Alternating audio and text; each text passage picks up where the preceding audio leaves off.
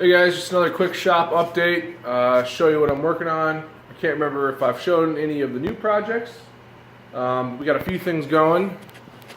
Here's a little cherry side table. This is going to the same customer that got the circle kitchen table and the cherry coffee table. There's a build video on this one. And then here is some whitewashed ash that's going to be for the coat rack. Coat rack bench. It's like a, I guess you'd call it an entryway bench and coat rack unit. These are some half-inch pieces of round stock set up for hanging coats from or backpacks, and there'll be another one below this on the frame. I'll show the frame here in a bit. Missed one flaw here one little knot that when I was sanding, the knot let go on me. So I got to do this little repair, and I'll have to sand this down right here and blend the stain in. But then these should be pretty close to being ready for finish. So hopefully this can get, hopefully I can get these sprayed and finished this week, and then possibly get the frame sprayed as well. That's kind of my number one bottleneck right now, is I'm finishing up, kind of like I've talked about before, 2 or 3 pieces at a time, so that one, it's easier to not waste material. It seems like if I spray multiple frames at once, I do a pretty good job of not wasting paint and primer and that kind of thing, and same with finish. Plus, I have to do kind of some shop cleaning and setup, so it makes more sense to spray 3 at once, because once I spray, I can't really be out in the shop making other dust, so it kind of makes sense to get a bunch to that point and then finish them. This one's pretty dusty over here, but this is these are a bunch of parts for actually these are all parts for one piece. This is a TV stand, media center. It's gonna have 3 levels of shelves of different sizes, and then this is the top. I'm really happy with how this top matched up. I've been doing this a lot more recently, where if it's a top of this size, I'll hide the glue joint kind of right here where the grain's already coming together in a straight line. I'll hide the glue joint right there. And there's a little bit of sapwood up here, but I kind of like that. Some people are less crazy about sap, but I like the color variation. If you wanted the same color, you should just make something out of metal and paint it. So that's all the parts glued and sanded into 220 on the drum sander. From here on out, it is hand sanding all these and hand blocking, probably for the top at least. I've been getting things flatter with the machine sanding. Here's one thing that does happen on the drum sander, and I've started to leave parts a little long. It's kind of like snipe on the front. You see this little straight line coming across here, and there's one. You can kind of see it like right here in the sunlight. That's something the drum sander will do on these panels if they're a little lighter.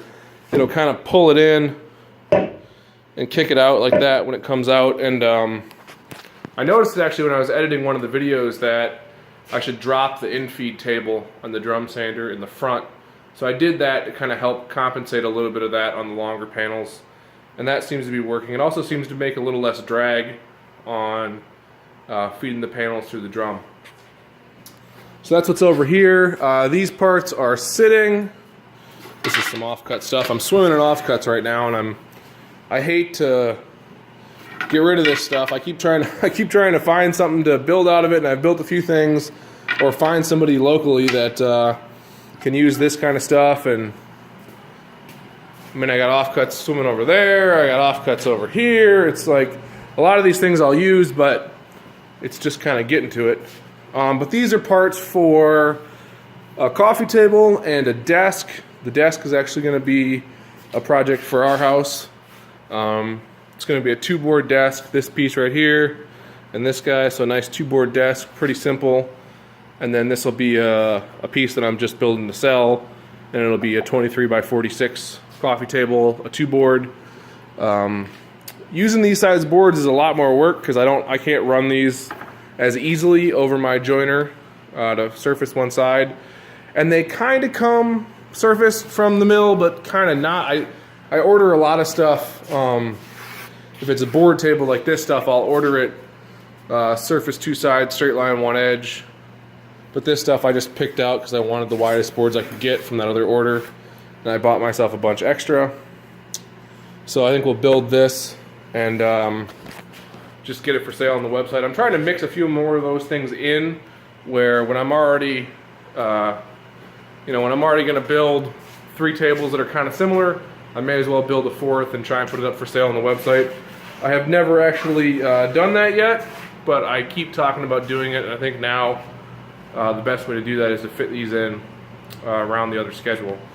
Here's the frame. I don't know if I've showed this before. This is the frame for the bench and the coat rack unit. You can kind of see sit right here, a little boot bench on the bottom, and then this guy it's all tacked in right now. I'm going to finish weld this tomorrow. This is going to have some more pegs here, and it's high enough up that when you sit on the bench, you're not going to be hitting your head or anything when you stand up. And I made the bench a little wider to sit over this back bar. It originally was going to be a little narrow, but I was like, you might want to sit on the front of that so you're not, backing yourself into the coats and backpacks and all that stuff.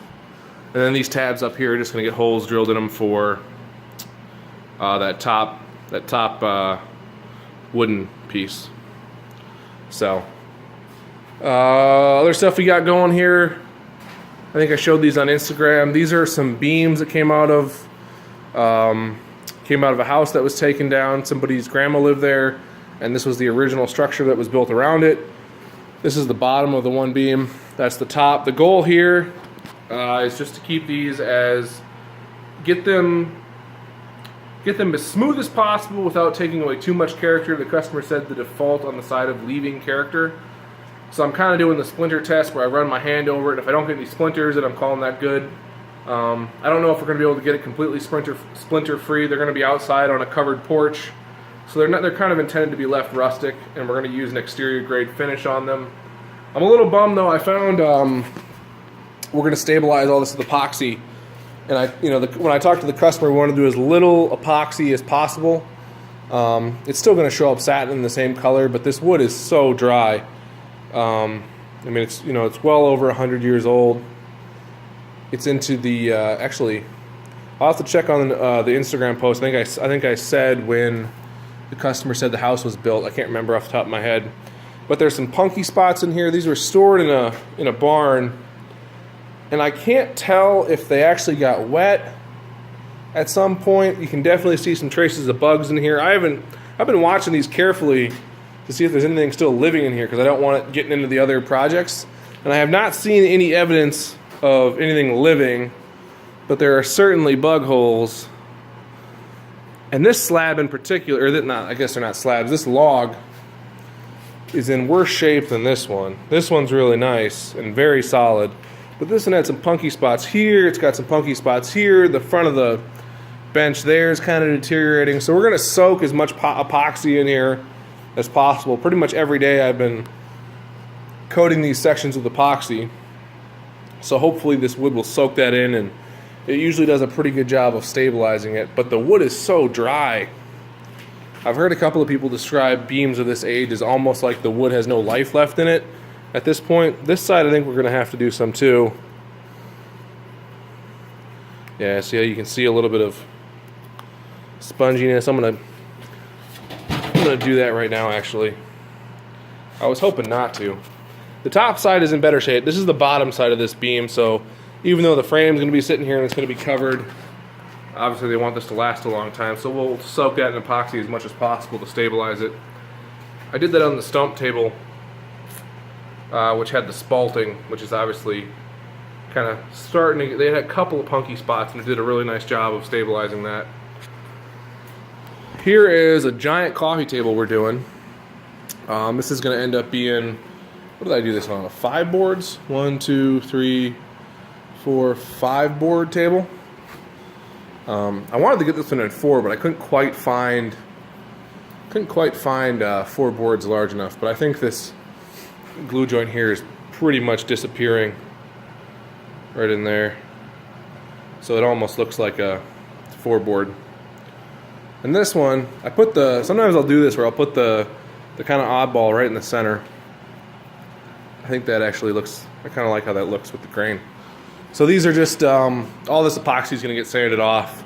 There were a couple of small little pin knots that I filled And then the grain flipped on me here, and I got a little bit of tear out, but we got a lot more sanding here, so all this epoxy will really disappear. And this is more of it's almost like a guide coat. And any stuff that doesn't disappear in the sanding, once it's sanded down through all the grits up to 320, and then we finish it, all this will disappear. And I think you guys have seen this on other tables that I did before. This is actually another repeat customer too. This is the same guy I did the stump table for, and I did a couple of live edge side tables, and then they're getting the TV stand and the coffee table, so it'll be pretty much a whole room of stuff that we have built, which is pretty cool. Everything except the couches, I think. So I'm gonna deliver these, and I'm filming this coffee table build, and I'll probably try and get some pictures of everything in the same place. It'll be pretty cool to say we've done the entire room with all of the furniture except the couches. So, but I like doing a coffee table this side. Let me just pop these bubbles here quick. There's a couple of bubbles popping up. I like doing this size coffee table as a little bit of a different change of pace. Initially I thought it was pretty deep, but I'm kind of liking the size of it. And I've seen the pictures of the room, and it'll work pretty well in there. Other stuff, I think we got to do a little cleanup today. I'm going to let this slab sit for a little bit longer. I don't have a commission for it yet, and if I don't get a commission for it, I will just build it as a coffee table and put it up for sale. But seeing as we're busy, I'm going to kind of stay on the paying stuff for now. And let's see, anything else?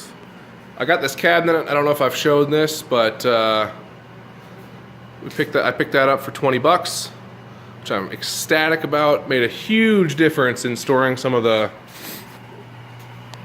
stuff that was kind of didn't have a home. Having a real material and kind of oddball storage spot where I can put some finish and all that kind of stuff. So, still trying to improve the efficiency of the shop and at least do a couple of cleanups a week. Tomorrow's going to be a metalworking day, so all of the wood shavings and stuff have to get picked up before then.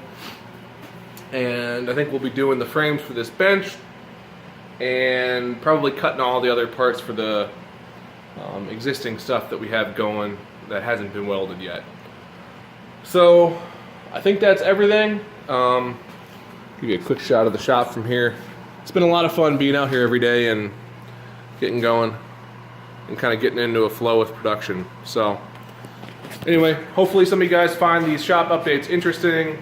If anybody's looking for custom furniture in the Minneapolis-St. Paul area, feel free to check out fourfields.net and shoot me an email. I'd be happy to talk about whatever project you have. Thanks a lot.